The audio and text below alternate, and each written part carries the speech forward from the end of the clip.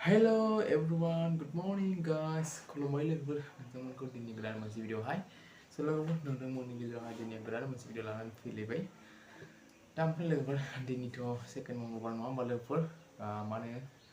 दिनै नैथि मंगलबार गोथार सान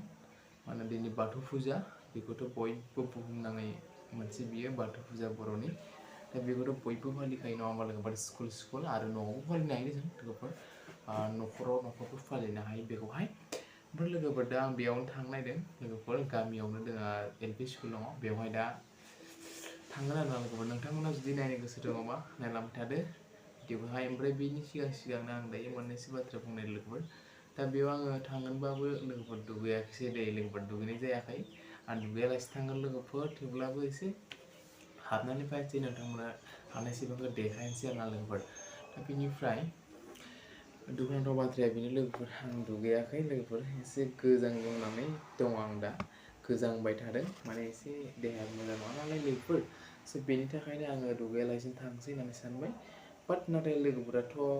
दुगैजोबखागोन आंना लोगोफोर दा ओमफ्राय बिथांमोनाथ' जेबो देहानि प्रब्लेम गैया नालाय आंहा एसे दङ लोगोफोर एसे बिनिखायनो आं दा दुगैयाखै आङो लोगोफोर आं दा न'आव दङ एसे टाइम पास ओमफ्राय दा नोंथांमोन देखायलांसै आरो ना लोगोफोर बिदिब्ला लोगोफोर भिडिअ स्टार्ट खालामसै